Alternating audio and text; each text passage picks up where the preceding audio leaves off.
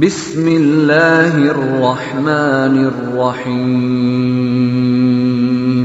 اعوذ باللہ من الشیطان الرجیم بسم اللہ الرحمن الرحیم نحمدہ ونصلی علی رسولہ الکریم رب اشرح لی صدری ویسر لی امری واحلل عقدۃ من لسانی یفقہوا قولی۔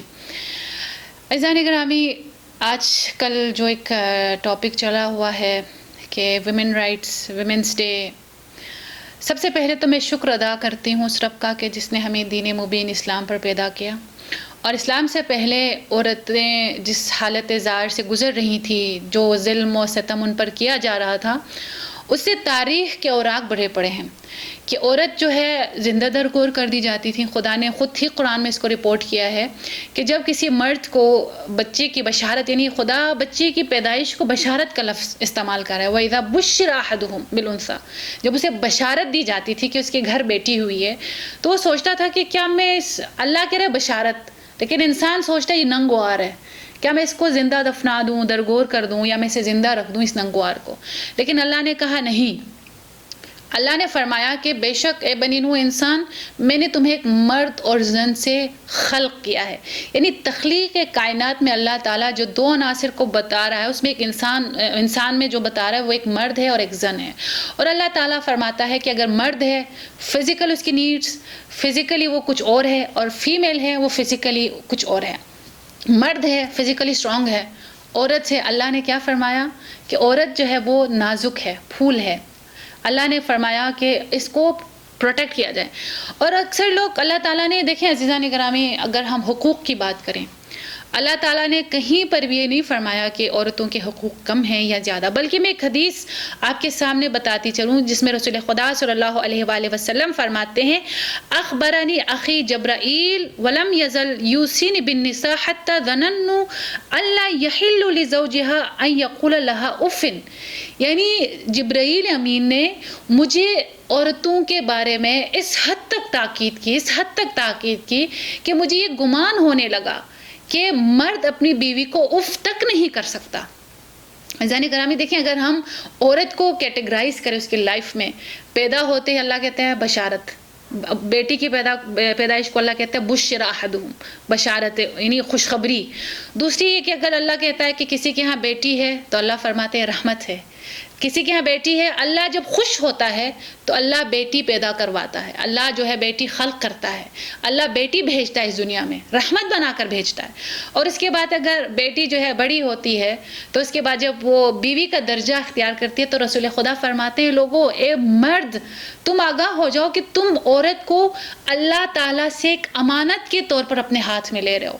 یعنی بیٹی ہے رحمت ہے، بیوی ہے امانت ہے، اور ماں ہے، تو اس سے بڑھ کر رینک بنی نوع انسانیت میں نہیں ہے عزیزان، کہ اللہ فرماتا ہے کہ عورت کہ جب ماں بنتی ہے تو یہ معراج انسانیت ہے، اور اللہ اس کے قدموں تلے جنت قرار دیتا ہے۔ اچھا، اگر ہم یہ عورتوں کی کیٹیگری کی، لیکن جب ہم رائٹس کی بات کرتے ہیں، یہاں پر جب رائٹ آف ایجوکیشن ہے، پہلے عورتوں کو ایجوکیٹ نہیں کیا جاتا تھا، یہاں پر اللہ فرماتا ہے کہ تم حاصل کرو علم۔ رسول خدا فرماتے ہیں کہ علم حاصل کرو اگرچہ تمہیں چین جانا پڑے۔ یہاں نہیں کہا، فرمایا کہ مرد یا زن نہیں، رائٹ آف ایجوکیشن اسلام ہمیں دیتا ہے، رائٹ آف انہیریٹنس اسلام ہمیں دیتا ہے۔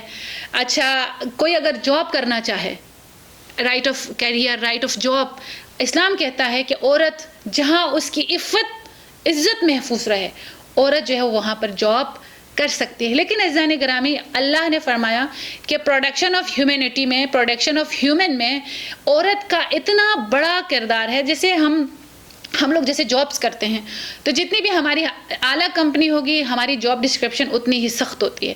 تو عورت کیونکہ معاشرہ ساز ہے، انسان کو اس دنیا میں لانے کا باعث وسیلہ کون ہے؟ عورت ہے۔ تو اللہ فرماتا ہے کہ عورت کی سب سے اہم ترین ذمہ داری ہے، وہ کیا ہے؟ بچوں کی تربیت ہے، معاشرہ سازی ہے، کردار سازی ہے، تخلیق جو ہے بچے کی، جو بچہ جب اس دنیا میں آتا ہے تو عورت کی، مرد اور عورت دونوں، صرف یہاں نہیں، کیونکہ لیکن عورت جو ہے وہ ماں بنتی ہے، اس لیے عورت کی سب سے اولین ذمہ داری ہے کہ وہ بچے کی تربیت کرے۔ لیکن اگر آئیں ہم اس زمانے میں جو چل رہا ہے، عزیزان گرامی، جب ہم ویسٹرن کلچر میں ویمن رائٹس کی بات کرتے ہیں تو وہاں عورت جو ہے ہر چیز میں عورت وہاں پسی ہوئی ہے۔ کیونکہ وہاں پر اگر ان کی سیلریز ہوتی ہیں male and female discrimination, white and black جو ہے وہ سیلری ڈسکرمنیشن ہوتی.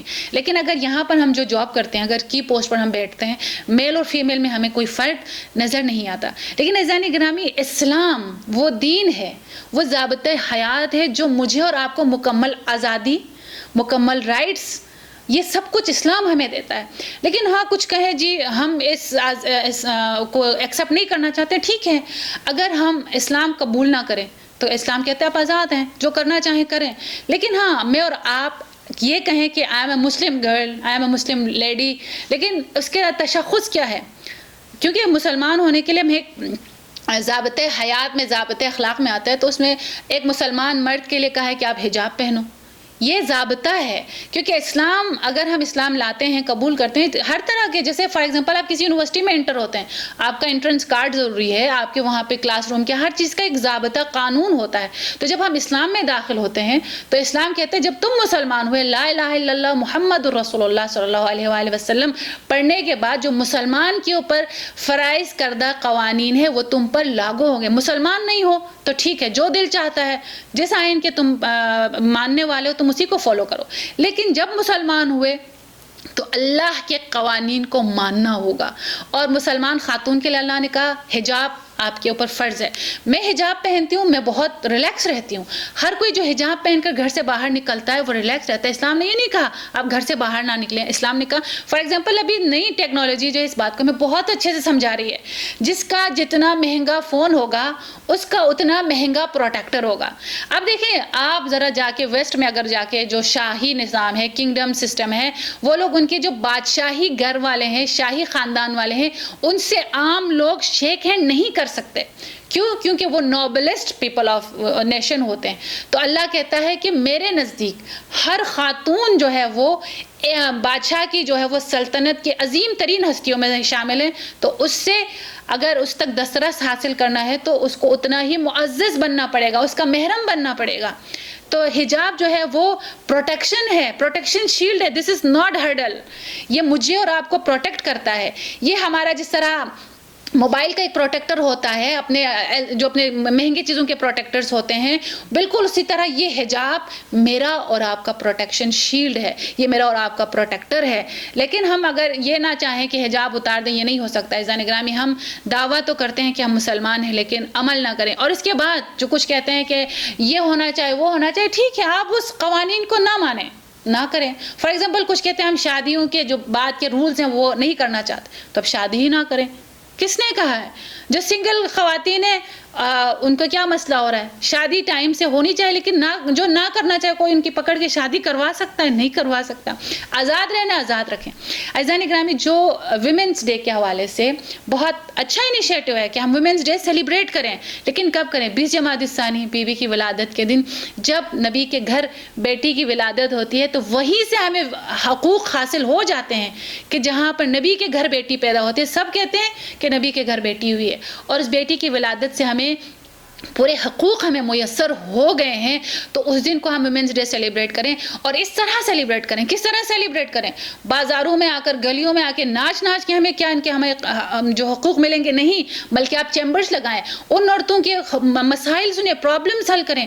جو پرابلم میں ہے خواتین، ان کے پرابلم بیٹھ کر حل کریں، تب جا کر ہم ویمن رائٹس پہ بات کر سکتے ہیں. ویمن رائٹس لیبر ڈے انہی کے لیے منائے جاتے ہیں جن کو اس کا پتہ ہی نہیں ہوتا کہ ویمنس ڈے میں سیلیبریشن ہو رہی ہے. کس کے لیے ہو رہی ہے جی؟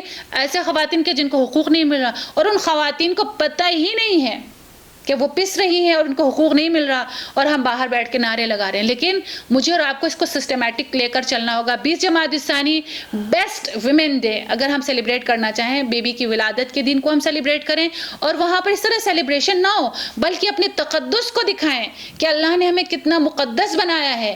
حجاب کے ذریعے، رائٹس کے ذریعے، ہر حوالے سے اللہ نے ہمیں نوازا. ایک مسلمان خاتون جو ہے وہ ایک شہزادی ایک ملکہ سے کم نہیں ہے عزیزان گرامی.